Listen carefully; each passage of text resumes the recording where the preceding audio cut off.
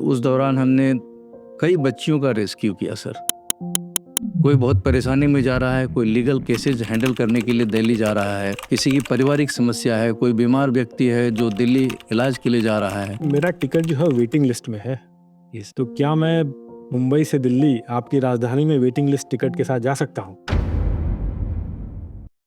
सारी गाड़ियां बंद थी, केवल राजधानी स्पेशल करके चल रही थी, मुंबई नई दिल्ली राजधानी। उसमें एक 17 साल की लड़की थी जो घर से बिना बताए निकल गई थी। नमस्कार दोस्तों, स्वागत है आप सबका पश्चिम रेलवे के पॉडकास्ट के इस नए एपिसोड में। दोस्तों, जब हम भारतीय रेल के बारे में सोचते हैं तो हमारे दिमाग में आते हैं कुछ ऐसे पर्सनालिटी, कुछ ऐसे किरदार जो सदा से भारतीय रेल को डिफाइन करते हैं। स्मार्ट यूनिफॉर्म में अदब से, रौब से खड़े रहते हैं और यात्रियों की सुरक्षा के लिए, यात्रियों की सेवा के लिए हर समय तत्पर रहते हैं। ऐसे ही एक किरदार होते हैं हमारे ट्रेन अधीक्षक, ट्रेन सुपरिटेंडेंट। कहानियों में पढ़ते हैं, फिल्मों में देखते हैं और अपने जीवन में भी हम इसको अनुभव करते हैं कि जब तक टीटी साहब ना आ जाए, जब तक हमारी टिकट ना चेक कर ले, तब तक जो है एक बेचैनी सी रहती है। लगता है जैसे सफ़र जो है अभी शुरू हुई ही नहीं है। और जब एक बार टीटी साहब आते हैं, हमसे दो बातें करते हैं, हमारे टिकट चेक कर लेते हैं, उसके बाद एक तसल्ली होती है और लगता है कि अब हमारा सफ़र जो है खुशमय रहेगा। जो प्रीमियम ट्रेन्स होते हैं, चाहे वो राजधानी हो, चाहे वो अगस्त क्रांति हो, चाहे वंदे भारत हो, चाहे दुरंतो एक्सप्रेस हो, ऐसे जितने प्रीमियम ट्रेन्स हैं उनके जो सिलेक्शन के बाद जो उनमें जो हमारे टीटी साहब आते हैं, उनका एक अलग और एक विशिष्ट कैडर भारतीय रेल के अंदर रहता है। और ऐसे ही एक टीटी साहब आज हमारे बीच हैं। इनका नाम है श्री महेश गिरी। तो महेश जी, स्वागत है आपका इस पॉडकास्ट में। नमस्कार। तो महेश जी, सबसे पहले तो आपसे हम ये पूछना चाहेंगे कि मेरा टिकट जो है वेटिंग लिस्ट में है, तो क्या मैं मुंबई से दिल्ली आपकी राजधानी में वेटिंग लिस्ट टिकट के साथ जा सकता हूँ? नहीं सर, वेटिंग लिस्ट के टिकट पे आप राजधानी या किसी भी ट्रेन में यात्रा नहीं कर सकते। तो महेश जी, पहले तो ये बताएं कि एक ट्रेन अधीक्षक, ट्रेन सुपरिटेंडेंट या जो हमारे टीटी साहब होते हैं, इनकी कैसी ज़िंदगी होती है और कैसी लाइफ होती है? हमारा लाइफ सर बहुत ही चैलेंजिंग होता है, हमारा रोल बहुत चैलेंजिंग होता है। हमारी ड्यूटी जो है ओवरनाइट होती है, लंबे सफ़र के लिए भी हम लोग जाते हैं, कभी कभी शॉर्ट डिस्टेंस पे भी काम करते हैं। लेकिन इन पूरे यात्रा के दौरान हमारी पूरी कोशिश रहती है कि भारतीय रेलवे के किसी भी कोने में हम यात्रा कर रहे हैं, हम अपनी ड्यूटी परफॉर्म कर रहे हैं, किसी भी यात्री को कोई भी तकलीफ ना हो, उनकी यात्रा एकदम सुगम रहे और सुरक्षित रहे और उनके स्टार्टिंग स्टेशन से लेकर डेस्टिनेशन तक उनको हम सुरक्षित उनके गंतव्य तक पहुँचाएँ। मतलब ये कहना अतिशयोक्ति नहीं होगी, एग्जैजरेशन बिल्कुल नहीं होगी कि जो भारतीय रेल की जो रीढ़ की हड्डी है वो आपके जैसे ही फ्रंट लाइन हमारे स्टाफ हैं जो यात्रियों की सुरक्षा, उनके कन्वीनियंस, उनके कंफर्ट का ध्यान रखते हैं। तो गिरी जी, ये बताएं कि सबसे पहले कि जब भी आप ट्रेन में जाते हैं, जब आप ड्यूटी पे आते हैं और ट्रेन से ट्रैवल करते हैं, तो एक टीटी साहब का क्या क्या जिम्मेदारी रहता है, क्या उनकी रोल एंड रिस्पॉन्सिबिलिटी किस टाइप की रहती है? जब हम अपनी ड्यूटी असाइन करते हैं और असाइन करने के जैसे ही हम ट्रेन में आते हैं, अपने जो सारे हमारे संसाधन जो रेलवे की तरफ से मिलते हैं, हमारा HST होता है, जो HST जिसको हम हैंड हेल्ड टर्मिनल कहते हैं, जो एक टैबलेट टाइप का आपके हाथ में रहता है। वो पुराने समय में हम लोग मैनुअल चार्ट में काम करते थे, उसी का अपग्रेडेड % डिजिटल एकदम HST आ गया है और उसमें पूरे ट्रेन के सारे यात्रियों का पूरा विवरण होता है, कौन सा कोच है, कौन सी सीट नंबर है, PNR। और ये इतनी सुविधाजनक होती है कि उसमें हम किसी भी डिब्बे के किसी भी यात्री को हम सर्च कर सकते हैं विदिन 10-20 सेकंड्स। तो बहुत सारी सुविधाएं हैं उसमें। हम यात्रियों की प्रॉपर उनके सीट पे जाएं, बैठें, उनको गाइड करें या उनको होने वाली यात्रा के दौरान किसी भी तरह की अगर कोई दिक्कत आती है तो हम उनको टिकट चेकिंग के अलावा जो उनको मेडिकल सुविधा है या कोई और परेशानी है तो यात्री हमसे शेयर करते हैं। हम उनको उनकी तकलीफ़ों को सुनकर के भरसक कोशिश करते हैं कि उनका कोई भी तकलीफ़ जो है वो जल्दी से जल्दी उनका निवारण हो जाए।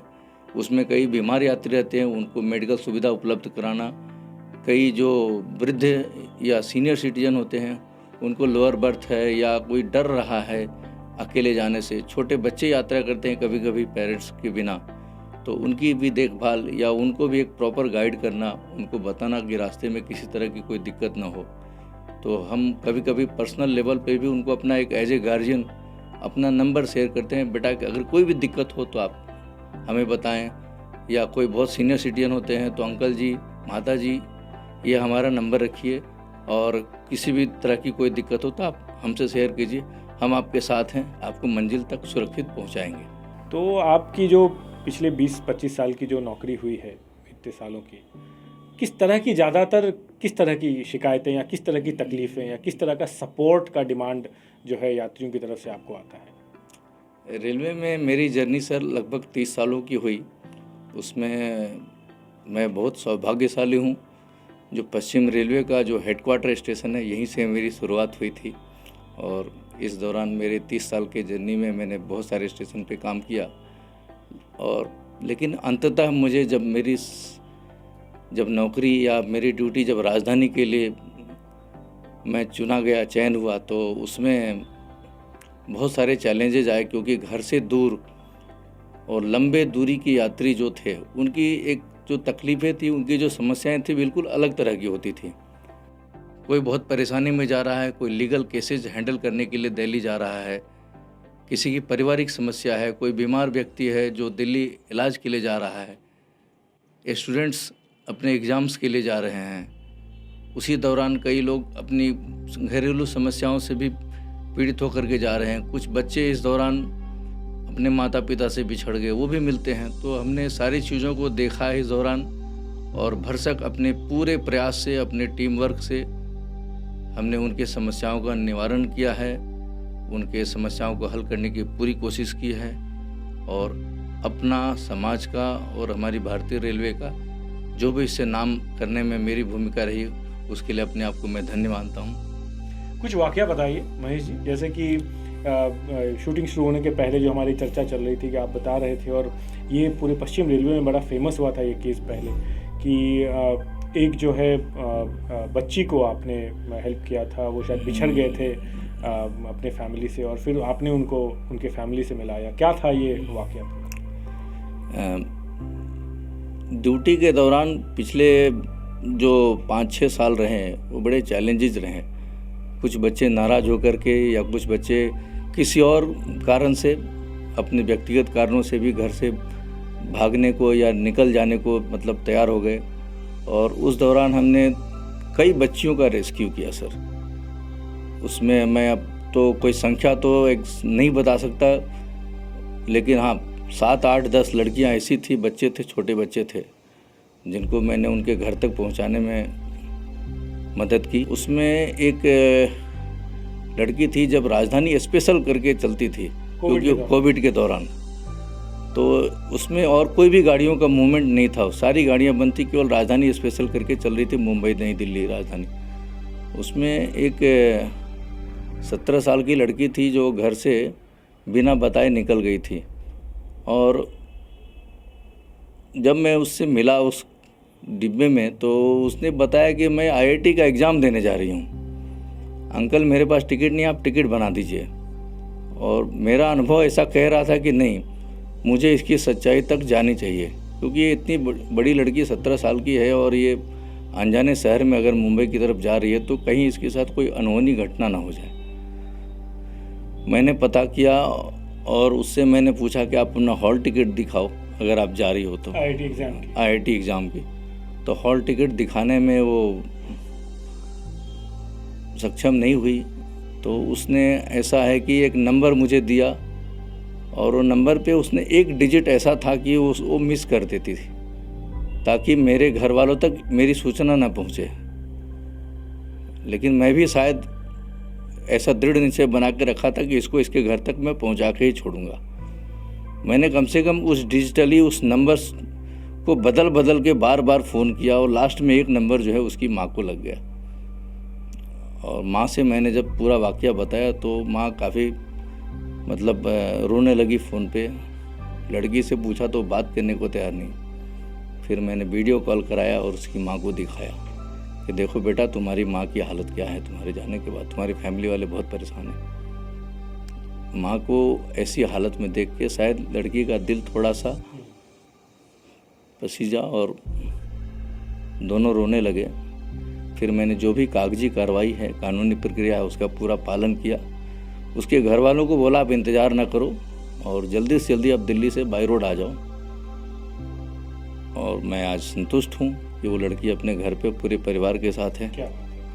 और उसके घर वालों ने मुझे ऐसा बताया बाद में कि शायद हमारे यहाँ अगर ये लड़की नहीं मिलती तो हम शायद सब लोग आज ज़िंदा नहीं होते। तो इस बात की मुझे बहुत खुशी है कि मैंने एक ऐसे परिवार को एक बचाया जो सारे लोग शायद बिखर जाते थे। तो मैं धन्य मानता हूँ इसके लिए। वाकई काबिल तारीफ़ है महेश जी, आपकी ये जो इस तरह का कमिटमेंट। Thank you sir. कुछ एक कोई बुज़ुर्ग थे, एक कोई वाक़या हुआ था जिनकी याददाश्त खो गई थी और कुछ याद नहीं रहता था और वो खो गए थे, अपने परिवार से बिछड़ गए थे जी। वो क्या वाक़या था, वो भी ज़रा बताएं। ये 3 मई 2024 की घटना थी सर। 12267 हापा दुरंतो, जो मुंबई सेंट्रल से रात को 11 बजे निकलती है। उस दिन मेरी ड्यूटी एज ए टीएस उस ट्रेन में थी और वो गाड़ी का टाइम जो था सुबह 8 बजे के आसपास सुरेंद्र नगर में होता था। गाड़ी सुबह थोड़ी बिफोर ट्रेन पहुंच गई थी और सुबह के समय क्या होता है, लोग चाय वगैरह पीने के लिए ट्रेन प्लेटफॉर्म पे उतरते हैं और हम लोग भी ऐसे ही नीचे प्लेटफॉर्म पे उतर करके सब देख रहे थे कि कोई चढ़ने उतरने वाला है या नहीं, मॉनिटर कर रहे थे हम अपनी ड्यूटी के हिसाब से। तभी एक महिला आई हमारे पास, उन्होंने कहा कि सर हमारे पिताजी जो हैं वो चाय लेने के लिए उतरे थे लेकिन वो मिल नहीं रहे हैं। थोड़ी देर में उनकी पत्नी आई, वो भी वरिष्ठ थी और उन्होंने भी बड़ा रोते रोते मतलब ऐसा बताया कि भाई मेरे मिस्टर जो है मिल नहीं रहे हैं, कृपया हमारी मदद कीजिए। हमने हमारी पूरी टीम को, गाड़ी के जितने भी अटेंडेंट, इलेक्ट्रिक डिपार्टमेंट और मैकेनिकल डिपार्टमेंट, हमारे जितने स्टाफ थे, डिप्टी टीएस वगैरह जितने थे, हमने सारे को उनका फ़ोटो उनसे लिया जो किसी शादी फंक्शन में थे। वो फ़ोटोग्राफ हमने लिया और उस फोटोग्राफ को सारे स्टाफ के साथ मैंने शेयर किया और प्लेटफॉर्म के एंड टू एंड जितने भी जगह हो सकते थे हमने सारे जगह उनको सर्च करवाया।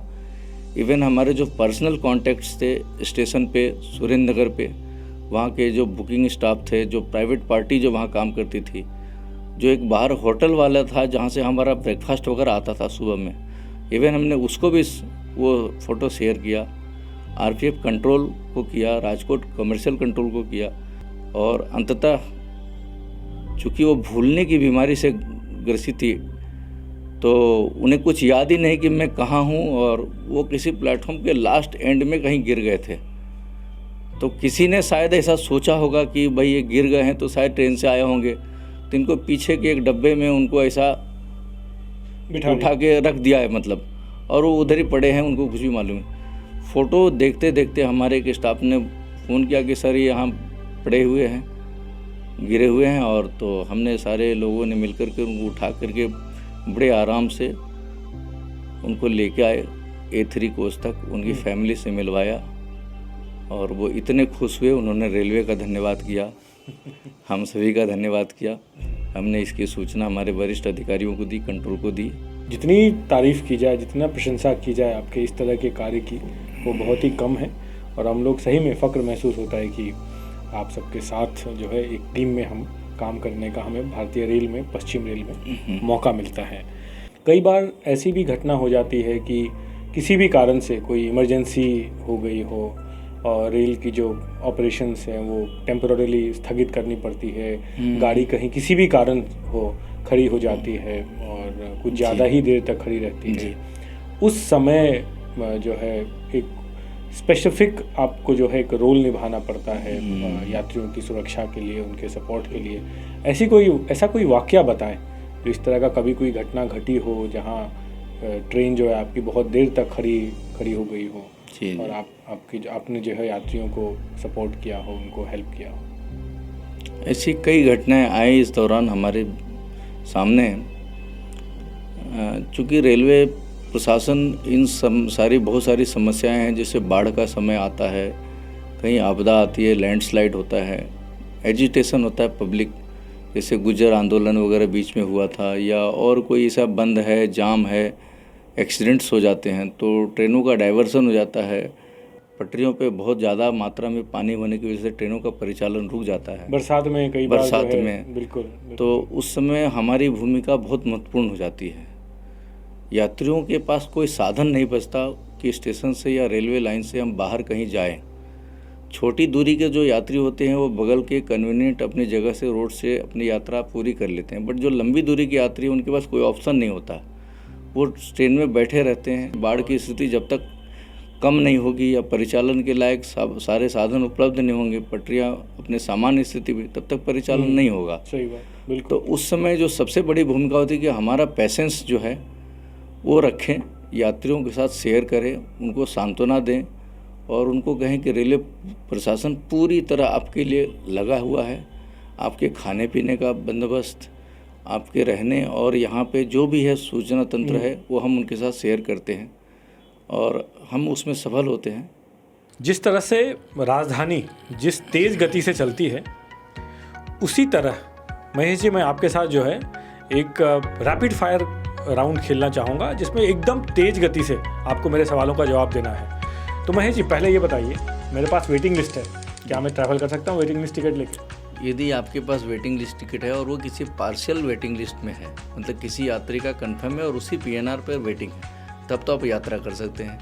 अगर पूरी तरह वेटिंग है, आपका गाड़ी में कहीं कोई नाम या जगह नहीं है, तो आप यात्रा नहीं कर सकते। मैं बिल्कुल कंफ्यूज हो गया महेश जी। आप ये कह रहे हैं कि एक PNR पे अगर 2-3 यात्री ट्रैवल कर रहे हैं और एक किसी का कंफर्म है जी, तो बाकी दोनों भी उनके साथ जा सकते हैं, एडजस्ट कर सकते हैं। लेकिन अगर सभी के सभी वेटिंग लिस्ट में है तो आप यात्रा नहीं कर सकते। ये क्लियर है, इसमें कोई कन्फ्यूजन कोई नहीं। कन्फ्यूजन नहीं। तो यात्री जो कई बार TT साहब के सामने भीड़ लगा के ट्रेन के आगे खड़े रहते हैं कि मुझे क्या जा सकता हूँ, तो उनको हम ये बता दें कि आप अगर फुल्ली वेट लिस्टेड टिकट है तो आप नहीं जा सकते। महेश जी मेरा ट्रांसफ़र हुआ है मुंबई से दिल्ली जी, तो मैं कितने किलो सामान अपने साथ जो है लेके जा सकता हूँ ट्रेन में? आप यदि अकेले यात्रा कर रहे हैं तो फर्स्ट AC में 70 किलो, सेकंड AC में 50 किलो और 3 टायर AC में 40 किलो। यदि इसके अलावा अतिरिक्त कोई ज़्यादा सामान है, बल्कि आर्टिकल है, तो आप बुक करा के लेके जा सकते हैं। और गाड़ी में यदि आप एक्स्ट्रा लगेज लेके जाएंगे तो वज़न के आधार पर उसे बुक TT साहब द्वारा जो चार्ज है वो बना के लेके जाना पड़ेगा। ओके, तो मतलब एक सीमा के अंदर ही हम जो है अपने टिकट के साथ जो है सामान लेके जा सकते हैं। इसके ऊपर अगर हमने ज़्यादा सामान लेके जाना चाहते हैं तो हमें इसके लिए जो है रेलवे को एक्स्ट्रा पेमेंट करना पड़ेगा। जी, लगेज चार्जेस भरने पड़ेंगे। महेश जी अगला सवाल जी, मुझे पेट डॉग अपना लेके जाना है मुंबई से दिल्ली, क्या नियम है? पेट डॉग के लिए सर आपको तो पहले फर्स्ट AC की टिकट बुक करानी होगी और आपको कम से कम कूपे के लिए 2 बर्थ, आपको फर्स्ट AC में 2 यात्री, और केबिन में जाना हो तो 4 बर्थ आपको कूपे के केबिन के बुक कराने होंगे। फर्स्ट AC में जाने के लिए आपको ये दोनों चीज़ का होना बहुत ज़रूरी है, क्योंकि बिना कूपे या केबिन के आप डॉग को नहीं लेके जा सकते। अगर उसके अलावा आप अगर लेके जाना चाहेंगे तो आपको पेनल्टी भी भरनी पड़ेगी और उतारा भी जा सकता है। इसके अलावा यदि किसी दिन डॉग बॉक्स अवेलेबल है, खाली है, तो जो गार्ड डब्बे में जो गार्ड डब्बे के साथ रहता है, तो आप उसमें भी बुक करा के लेके जा सकते हैं डॉग को। उसके देखने खाने पीने की जिम्मेवारी आपको उठानी पड़ेगी। शुक्रिया। अगला सवाल, क्या मुझे कॉन्टिनेंटल खाना मिल सकता है ट्रेन में? कॉन्टिनेंटल फूड जो है सर राजधानी में ऐसा कोई मेनू में है नहीं, बट ऑन डिमांड पैसेंजर्स के लिए हम वो उपलब्ध कराते हैं। जो भी उपलब्ध हमारे पास रहते हैं संसाधन, कैटरिंग स्टाफ को बोल करके हम पैसेंजर को प्रोवाइड करवाते हैं। धन्यवाद महेश जी। तो दर्शकों, ये था आज का हमारा दिलचस्प एपिसोड। आज हमारे साथ महेश जी ने हमें जो एक ट्रेन अधीक्षक के जीवन की रोचक जानकारियाँ और जो उनके अनुभव हैं वो हमारे साथ इन्होंने साझा किए। मिलते हैं ऐसे ही एक रोचक एपिसोड में अगली बार। तब तक के लिए बहुत बहुत धन्यवाद।